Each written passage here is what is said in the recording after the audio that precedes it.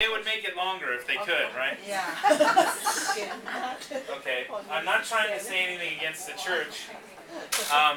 Now, how long will it take them to get married? We don't know.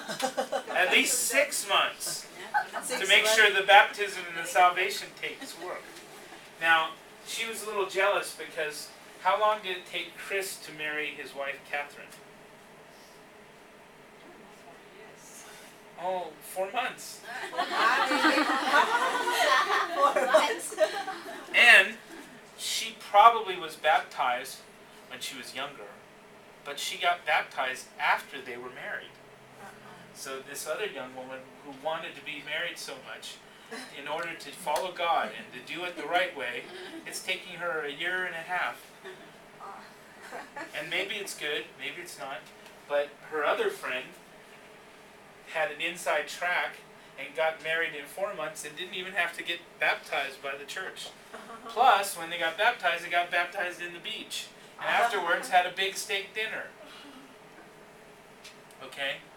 So, in China, when I go there, everybody's arguing over baptism.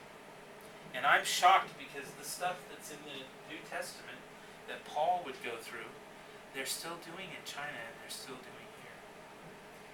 Okay? So, here's where I am at. When somebody believes on the Lord and repents and comes to Him, they are saved. But baptism, like communion, is something that Jesus set up as part of the Father's plan that we do so that we know we're saved. So that's where it gets confused. We know we're saved when we are baptized. Just like when we do this, we know we are forgiven and we feel better. But isn't that confusing? God set this up for us to do, and when we do it, we feel good, but we do it out of love. We don't do it out of ritual. But the cool thing is even if you do it out of ritual, you still get the same benefit. God still gives you the same benefit. So here's a question for you. If tomorrow morning when I go to work, maybe I should remember I am baptized, and maybe I will feel better going to work. How many of you on Monday morning like to go to work? Maybe you are better than I am. On Monday afternoon, when I made a mistake, and I feel so bad. Like I'm telling a kid to do their work and they cry. And I feel so bad because I made them cry. A little boy. Maybe I need to remember and take 5 minutes and to have communion with my Lord. Because what we feel isn't always what the reality is. The reality is I could be totally having a holy day before the Lord, or totally not, but I am forgiven, and I am free, and He will show me the way to live. There's another thing that Jesus tells us to remember, but nobody ever remembers, and that's the lady who washes His feet with her hair, with the perfume, the very expensive perfume. Jesus said that needs to be spoken wherever you go. But nobody speaks about that very much anymore. Or ever. That is just as important as this. Why don't we do that? Why don't we tell that story? And it's especially good for ladies, because there are times when you want to do that, you feel it, and you stop yourself from loving God or loving someone that much, because you say, oh, it's not appropriate. It's not true enough. When Jesus totally wants you to love people like that. Okay. So we're going to get our water. And we're going to get messy. I better not put the water on the table here because the table might fall. Can I use your thing here?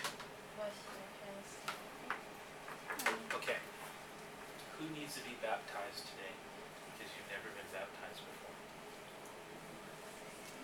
Okay? So what we're going to do is we're going to baptize you. Now, if I had $1 million in my own church, we could have a nice baptismal and you can go in and get wet. But if I'm in the desert, or if you really want to get wet, we'll take you into the toilet. Wouldn't you love? You're a prophet. You're an apostle. You're speaking to a crowd of ladies and you talk about, do you know how I was baptized? Flush. Who wants that story? We'll do it. Okay. See, Jesus wants you to know He's serious. But when you get too serious, then you get religious, and it's all about how you look instead of how much you need God to fill you and knowing He fills you. Okay? So, where's the bucket?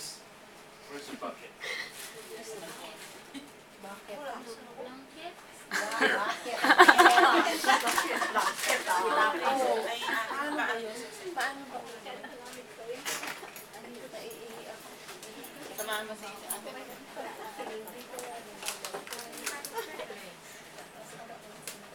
Okay. Come on. You ready? Are you okay? Are you leaving? Bye-bye. Well, they're going to get baptized in the toilet? They do. Who else? Who else? Shh. Who else? Who else?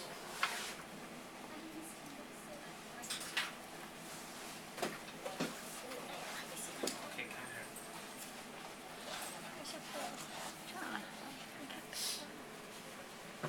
So everybody can pray for you.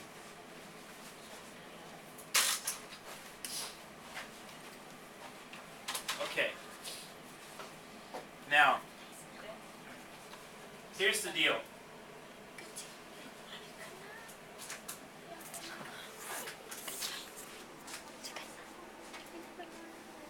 People make up rules in the church when things don't work like they want, okay? So it would be perfect if we went out and we got baptized today on the beach.